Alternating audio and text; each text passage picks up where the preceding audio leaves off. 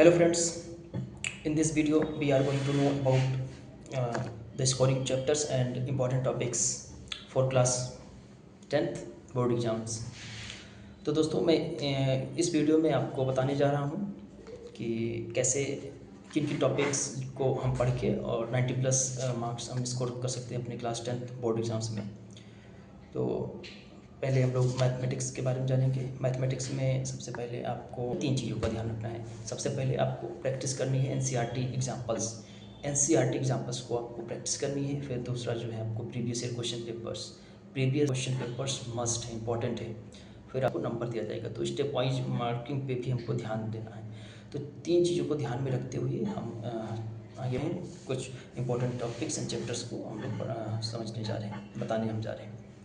तो इसमें पहला चैप्टर है रियल नंबर। रियल नंबर में आपको क्या है, Euclid's division lemma, Euclid's division lemma and HCF and LCM है।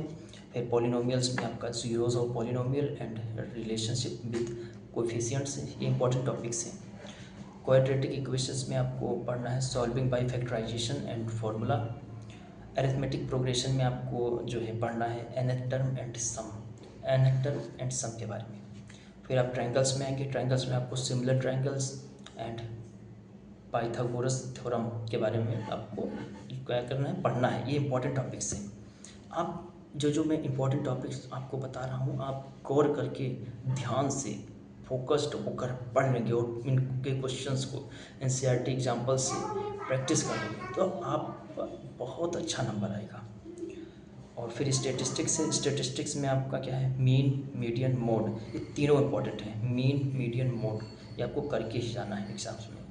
और क्यूमुलेटिव फ्रीक्वेंसी CF निकालने के लिए एग्जाम्स में आते हैं। सरफेस एरियाज एंड वॉल्यूम्स में आपको क्या है, सिलेंडर कौन स्फीयर प्रॉब्लम्स, इनके क्या है फॉर्मूला को आपको तो याद ही करके जाना। आप एग्जाम्स में फॉर्मूला ही लिख देंगे तो आपके 1-2 नंबर तो वैसे ही हो जाएंगे।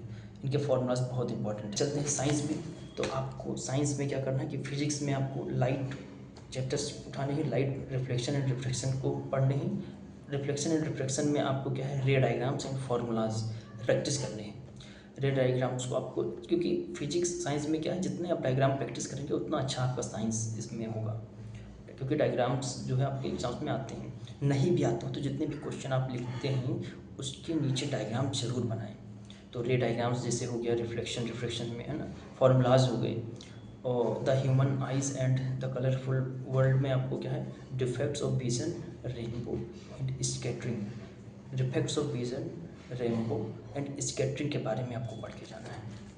बायोलॉजी में क्या है, आपको लाइफ प्रोसेस में क्या है, न्यूट्रिशन, रेस्पिरेशन, एक्सक्रीशन करके जाना है। How do organisms reproduce, how do organisms reproduce में आपको क्या है, मोड्स एंड डायग्राम्स बहुत इंपॉर्टेंट है। हेरिडिटी एंड इवोल्यूशन में आपको क्या है, मेंडल्स लॉज एंड ट्रेड्स करके जाना है। फिर आप केमिस्ट्री में आते हैं। तो केमिस्ट्री, क्योंकि मैं ये सब बहुत इंपॉर्टेंट, मैं रिसर्च करके आपको बता रहा हूँ, आपको रिसर्च करके मैं आपको यहाँ पर दे रहा हूँ कि आप इतने टॉपिक्स को तो करके ही जाएं। अगर आप इतना कर लेते तो आपके बहुत अच्छा मार्क्स आएगा, बहुत अच्छा मार्क्स आपको आपके बोर्ड में आएगा। केमिस्ट्री में आपका क्या है, केमिकल रिएक्शंस एंड इक्वेशंस में आपको क्या है, इनके टाइप्स पढ़ने हैं। बैलेंसिंग के बारे में प्रैक्टिस करने हैं आपको। एसिड्स, बेसिस एंड सॉल्ट्स में क्या है, properties, pH, common salts, common salts पढ़ के जाने हैं।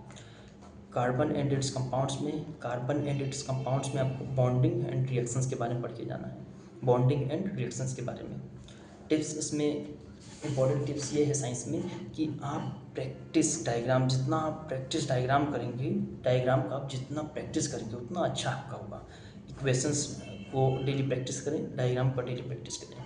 और फिर क्या आपको शॉर्ट नोट्स इनके प्रिपेयर करने हैं। शॉर्ट नोट्स प्रिपेयर करके इनका डेली रिवीजन करना है, जिससे आपके कंसेप्ट मजबूत हो पाएँ और आप अच्छा प्रदर्शन कर पाएँ अपने एग्जाम्स में। तो आप इतने जो है मैथमेटिक्स और साइंस में आप इतना कर लेते हैं, आपके लिए आपका जो है बहुत अच्छा मार्क्स आएगा। ये एक एवरेज स्टूडेंट्स के लिए है। Thank you.